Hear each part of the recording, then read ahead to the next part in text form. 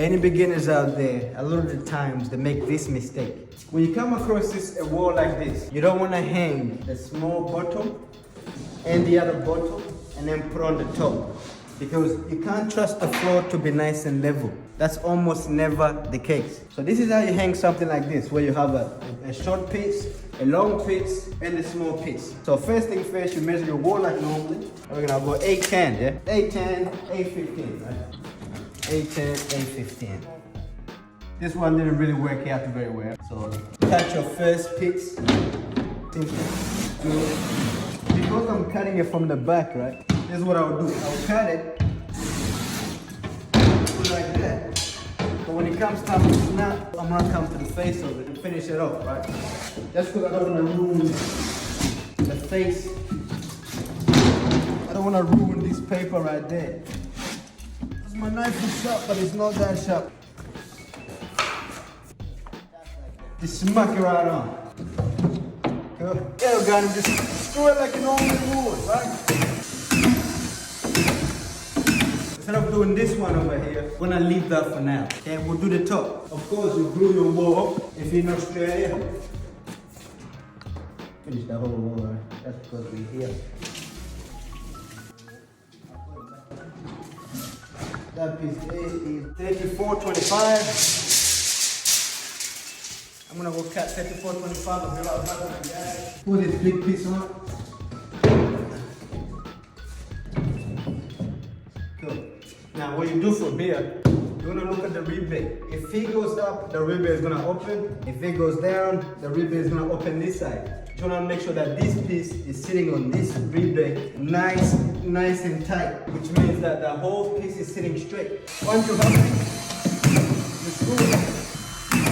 Once you're happy there, you put that piece on, you grab the other bottom, and you put it on. Except this time, right, you go up to it, like that. That's how you get a very tight rebate. It's very easy to do, and you guarantee that everything's gonna be tight. And you're not using the concrete as a straight surface. You're only using the rebate over here to make sure that it matches over there. And that's how you get a very good rebate joint. Obviously, finish screwing it and just cut it and you're done.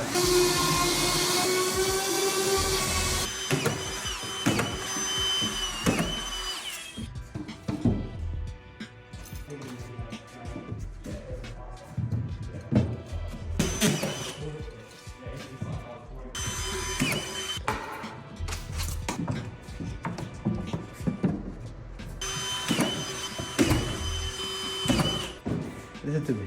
I'm gonna use the offcut that I have because you shouldn't waste anything in life, okay? And the good thing about the piece that I cut off this window before is that it actually fits in the window. I'm gonna glue it just a little bit. Try not to get too much glue on now. You don't want the glue touching our window there. You don't have to put this on it, but it's extra support and it makes me feel good inside, all right? I'm gonna put something here to make the window and the plaster match up very nicely. But I'm also gonna put an external bead around here. For the tailway to fit nicely, you need to have a little gap. 3 millimeters up to 10 millimeters, I recommend. When you grab this piece here, I want to sit it on there, okay? And I'm trying to make sure that I have a small gap for my tailway, because you don't want to come back to trying to cut that piece back and scratching that window there. So with that gap, I'm gonna screw that on there.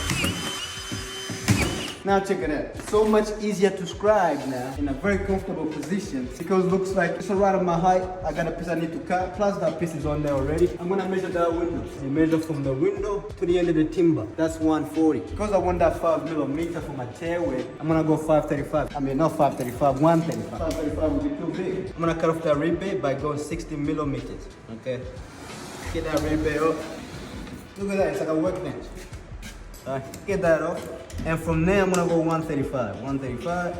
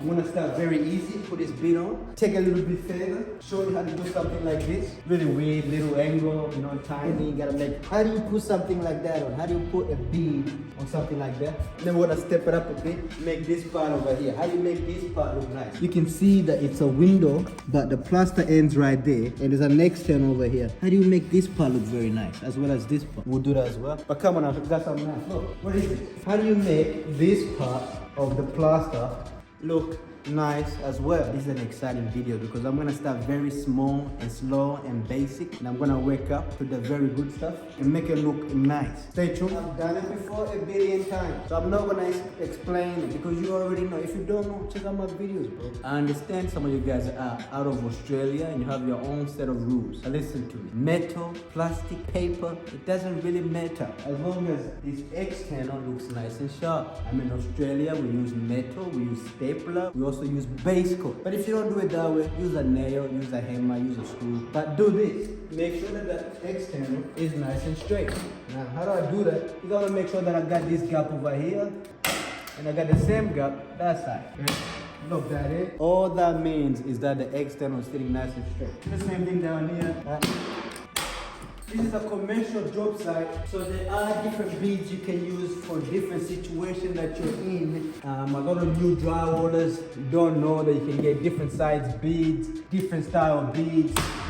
This is a standard 90-degree angle external bead. You can find them everywhere, plastic, metal, I don't know, silver, gold, whatever makes you happy. And all I do once I finish doing that is get something like this. If you don't have a level, get a straight edge. If you don't have a straight edge, just use your stapler or something to make sure you have the same gap all the way through. And hammer it, staple it, doesn't matter, right? I can do it faster, look. Down this side. And just finish it off. And just repeat the same thing here. Bro, that's pretty much it. And to make sure that you killed it 100%, you gotta get your, whatever you call this, what you call it, pencil, get your pencil. And with that pencil, you wanna make sure it's the same measurement all the way through. That means it's a nice, beautiful looking double external angle metal bead, and it's on point and it's beautiful, it's perfect. Because this is what you're gonna see once we try out that external. Example, come over look. This is one that is done. That's like that. You only see that metal and it should be the same measurement all the way through using your pencil. Now, level 2. A lot of people will make the mistake of taping that internal and then put a bead on it. Don't do that. Have a look how small that guy is. That's very, very small, tiny. It's less than 25 millimeters. This metal bead is 30 millimeter wide. The reason why you should never start with an internal is because you cannot cut this guy down to 20 millimeter nice and straight. So what you do instead is you don't tape that internal. That's why as you see this one tape, but this one is not taped. Quick tip. You want to cut this guy right there, that guy, so that this metal angle can slide into that wall. Because you're better off sliding into that wall than trying to cut that metal bead shorter. I want to make a lot of noise.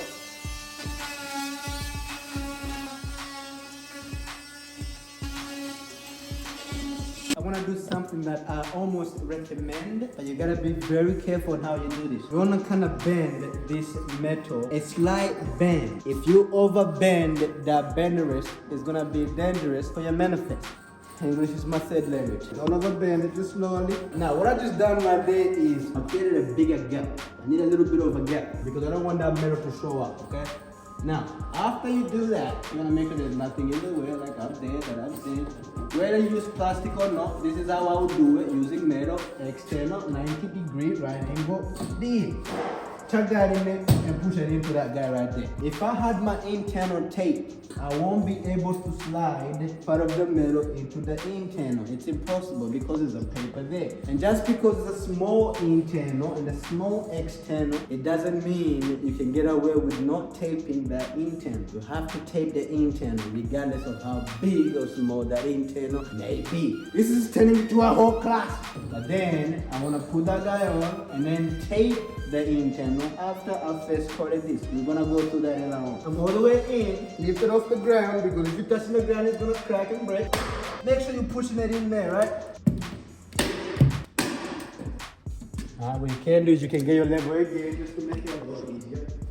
Get that level, baby, get that level. Snap that level on there. Make sure you're pushing it back. And then just finish it off. Now, come have a look at this. The biggest mistake first-time drywallers or drywall beginners, handymen, construction dudes, builders, the biggest mistake that they make is not knowing that there are different types of beads that you can use to make sure your drywall is finished nice and professional and beautiful. I'm a professional, I do drywall for a living. In this particular situation, so I got my drywall coming on this way and the finishes is right there. This is a finished door jam. What you see right now is what you're gonna see when the whole job is done. It doesn't even get painted. This is the bead we're gonna be using today. This is a we call this a long leg bead. And what that is, right, is that on this side of the bead looks similar to the external angle 90-degree metal external. But then on this side, there's no holes on it. You don't put anything on this. This is the finished product. You only put your mud on this side. Okay? Now what that means is that once you put this bead onto this door jam, what you're gonna get is a finished product that makes the plaster look very nice. There's a lot of different sizes of long leg, but this is 10 millimeter on this side. This is the long leg side. You can get long leg on this side that can get up to 100 millimeters or more. You'd have to double check. This is the part in the situation, a scenario where long leg is applicable. English is my fourth language. Now you get what I'm saying. So how do you put a long leg on since we know what a long leg is? What is this turning into a class, man? We're turning this to a class. We'll get to that in a second. So, I'm gonna give you a quick tip on how I cut long legs faster, specifically this long leg. Every door jam coming from the factory, which is where I'm assuming that they were made. I'm a drywall professional, not a door jam professional. Looking at this door jam and looking at every other door jam that I put the external long leg metal angle on, I realized that they're all the same sizes. From here to here is exactly 1 meter 15 millimeters. Okay? That right there is exactly where it's at. Now, because it's a door jam, long leg, I need to add on an extra at least 2 millimeters so that I can back. Now, because I've been cutting long legs all day, this is what I've done, right? I've marked my measurement. That 118, I've marked on the ground. And the height of that long leg, I've also marked it on the ground. I've marked it on my timber as well. You definitely don't want to cut that concrete, and you want to cut on the timber. I got my mark right there. I got my timber. And I'm gonna pull the cut bit of the timber onto my mark. I'm gonna push this guy right onto that corner over there, put on my timber, and I'm simply just gonna cut that. So instead of re-measuring everything one by one, cutting everything one by one, I fasten it up and split it up a little bit. This is if you have a lot of long legs to do. I also recommend doing this if you're cutting a lot of external. So if I had a lot of long legs with a top header that I needed to do, I'll put all my long legs together, hit them against that corner, make sure they're tight and they're all matching. Sit on that guy, cut all of them at once, and we'll move on. And just cut it. And I do the same thing. I got my mark over here for the height of my measurement that I need. Now I got all my pieces that I need to finish that guy right there. Factory edge goes on the factory side every time. If you have a factory edge on your metal angle or anything, including plasterboard, on anything that you're cutting, always use the factory edge. I recommend. You can use your stapler and just shoot that metal bead on there. What I recommend is you get a mask like this. Once you get the mask, you get this guy right here. This guy right here. Good stuff. Always want to make sure that if you're feeling that long leg, for milk cat, there's no funny business going on. So I always have a sanding block, just send that back. If you feel nice and smooth. You get your spray can and you spray that on. So once you do that, that's finished. Grab your long leg. You want to sit it on the door jamb and not onto the plaster. And because I don't want it to move, I'm going to use my stapler and just push it on there so it stays down onto that door jamb. Right there. Once I'm happy there, I'm going to give my sides and do the exact same thing.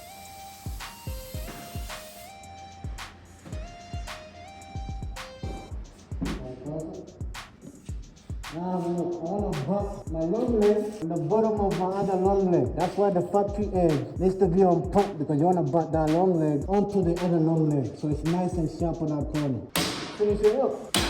Once you finish, you do that, right? You want to make sure that the glue is pushed back so that it stays where it needs to stay. I'm sure that we use base coat, so that the glue that I'm using is not what's holding the metal bead. It's just holding it on there until I put the base coat on there, and that's all I need that to do. Okay. Now I'm gonna repeat the same thing on this side, right? And you, like I forgot to mention that you want to put your glue on the back where it's gonna touch the plaster. You never want your bead to touch the ground, so I took off 10 millimeters so it doesn't touch the ground. Gives me a tight corner up there and looks very good. Once I'm happy, I'm gonna get my stapler and just hold it onto there until the glue dries. You wanna make sure you're pushing against the door jamb because you don't want any gap. This is the finished look. So what you're seeing right now on this side is what it's gonna look like when it's finished. Always wanna make sure that these two guys are meeting and lining up very nicely, very good. Now, that's it. That's the second hardest thing. But if you do this every day and all day like me, you're gonna realize this is actually very, very easy to do. Now for the hardest thing, but not so hard if you know what you're doing. There's a lot of bead that you're gonna use in your lifetime. This next bead works similar to the long leg, except it's a little bit different. The long leg makes the end of the plaster where there's nothing supporting it look very good.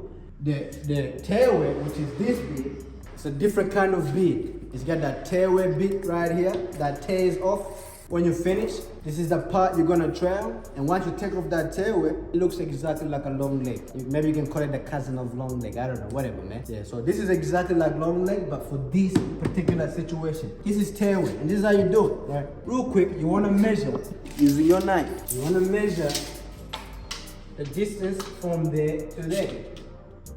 Okay? So we got 1771. I'm gonna write that down. Right? So I'm going to mention that in this corner, inside here, we're gonna use the tailway, but on the outside, because it's a right angle external, we're gonna use the normal external bead that we usually use 24/7. 1771, I'm gonna cut that long leg. You wanna cut it from the part that you're gonna try, because there's two sides on this bead. Even though we have two sides, there's a part that tears off, right, which is the tearaway part, which is where it gets the name from. But there's the part that goes into the plaster, which is this part here that looks similar to the long leg. By the way, the part that tears off is the face, is where you're gonna see, is where you trial and you see when you finish. This part goes on the back of the plaster you're not gonna see. So I wanna cut from the part that tears off so that I know that my cut is exactly where I want it to be. 1771, come to the end. So, because we're gonna go to a tight spot, I wanna kind of tear that off a little bit. Once I tear it off, I'm gonna cut it on an angle like that, so that when I'm finished and the job is finished and I'm sanding, I can just easily tear the rest of that off. And I want to come to this side and do the exact same thing. Anything that I do that goes into a tight space, like this particular situation, I always cut a 45 on the part that I'm going to try. It just makes it easier, makes it look better, but it's also easier to work with. And I go adhesive and spray that on the back. I want to spray that on the back. I have a situation right now, and the situation is, so right in there, right? You can see that they've put some sort of silicone. So they put something on there that when you come to put your tailwheel on, you can't exactly push it against the thing that I'm trying to push it against. So I can't push it tight to the window, and that's what I'm supposed to do. But because there's something stopping me from doing that, I can't do that everywhere. So what I decided to do is I've used a 3mm packer like this, so that I have the same gap all the way through, so it looks very clean and professional finish. I decided to create my own finish look that looks the same all around the window. And all you do from there is you get the part that you put the glue on, sit that on there, get the packer, sit it back, right, and just finish that off there for now. And I make sure that you push in that glue, right? The glue holds it. You're gonna lock it there, finish it up. I'm gonna repeat that same thing on the side. I'm gonna measure that. But when I'm measuring this right now, because I put my tailway on there now, and it has a little lip for me to trail, I don't wanna measure onto my plaster because that adds on an extra 2 millimeters. So I'm gonna measure on the bottom of my tailway right there and get that tight measurement. So here we got 1180. Cut it, snap it, get that tailway back, snap that, cut it 45, cut that part of that back, right, 45 on this side. It's going to a tight space. I want these two to line up. So what I'm gonna do here, I'm gonna get my packer and I wanna push it to where it was before, right into that corner. And I know if I push this against the packer over there, it's gonna be lining up with the other one. Lock it in, come down here, make sure I'm on my packer as well. Finish that off right there, put another staple right there. So I'm gonna repeat that same thing all around. Tight measurement every single time and we'll come back once that's done. Yeah, I'm back. And that part there is done. Have a look. And what I also done too, I put this metal bead on there as well. Did this side and I did this side. I'll show you what I did. I'm gonna measure this right here. And what I'm gonna do is, the top is a little bit different. First piece, I always add on an extra 2 millimeters. 1 millimeter for the second one. 1 millimeter add on for the third one. Right there, the tie measurement is 1772. I'm gonna go 1773. Measure it, 1773. Mark it with your pencil. Just like that. And cut it the best way you can. So this is the exact same thing as my up and down external. But I come from my block, so I'm gonna use the concrete to scrape it back. I don't want any funny business on that. Once I'm happy, I'm gonna come a 45-degree angle to the part that's gonna go into the internal. Right there, cut that. Once I'm done, I'm gonna get my external metal bead and sit it on there. Now, I wanna make sure that these two are touching very nicely. I don't want anything in my way right there.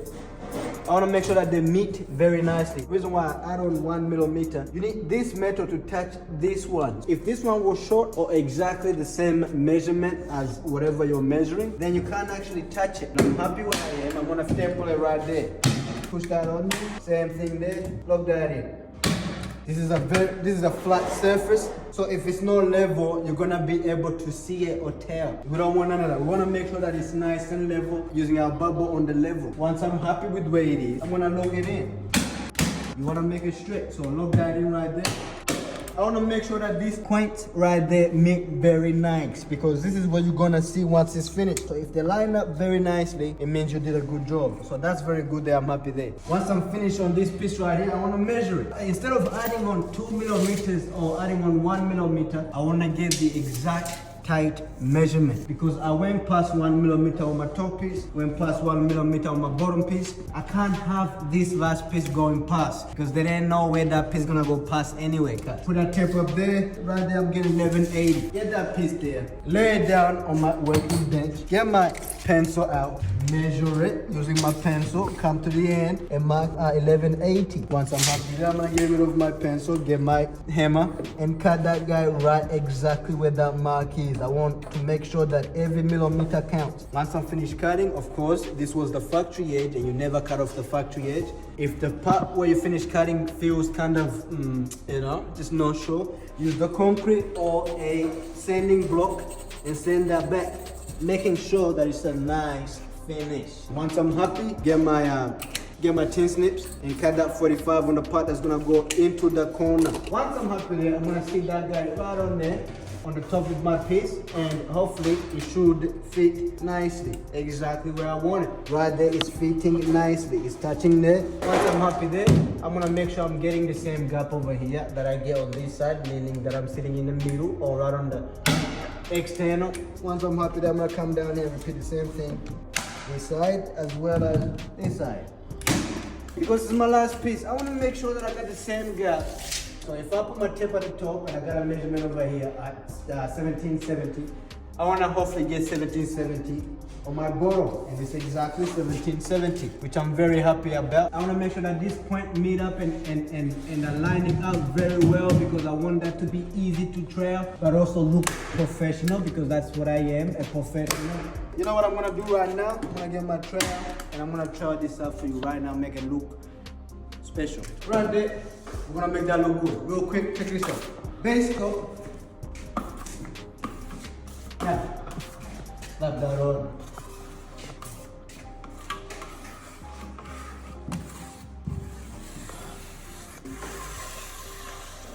Seamlessly, right? You can definitely use the 4-inch, 6-inch, whatever on this if it's easier for you. You don't want to go too tight into that corner, otherwise you create a mess and you're gonna overfill it. You have to remember, this is first coat. You're gonna go over that again 3 times. You also have to top that internal as well. So you want to avoid how much you fill that internal, because of how many times you have to go over it. Face is very easy. Is it that easy when you do stuff like this? Look. Anyways, that happens, let's continue. Face is very easy. What I do is I put a gear on there, I go down, slap it on that side, go up, right? And here, go up. Make sure I have enough gear covering that metal. All you have to do from here on is get that gear and swap it up clean. Clean that up. And you're gonna finish that top off doing the exact same thing. Up on this ceiling, you're gonna do something else. It's not gonna be plaster, it'll be something else. That's why the walls are hung and done, but the ceiling is not. So don't let that trick you out. That's it. That's what it is. With this particular situation right here, I'm gonna start with this metal. That way when I come to tape the internal, it has something to stick to. It's not something that I like doing, right? But it's gotta be done. I'm gonna fill that little guy right there. It's made to hold it. I always try to make it easier for the next coat, and I'm going to do it.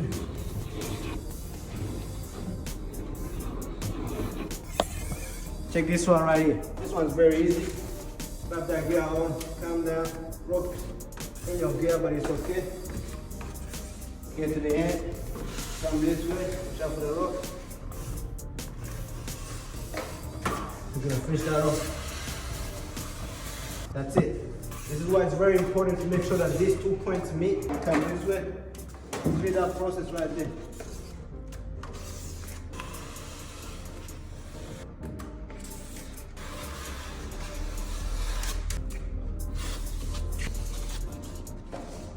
When I'm happy, I'm gonna start at the very end. That's it. I'm gonna get my blower real quick.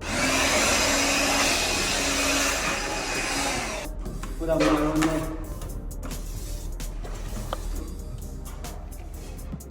Tap that on, do the same thing. I like to start with the top. Always start with the top. So that you don't drop mud on your finished surface right there. There's no point of putting a tearaway if you're gonna put mud on the thing that you're supposed to tear away.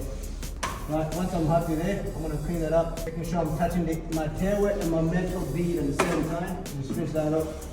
Make sure I got a sharp corner in there, touching, coming down. This is exactly like your external angle, except there's only one side. So what I do is I put the mud on because I don't want it to touch the bottom of my window. And I've also got tape there, that tape on me, so I don't get the gear onto the door jam. Before I do anything, come back this way.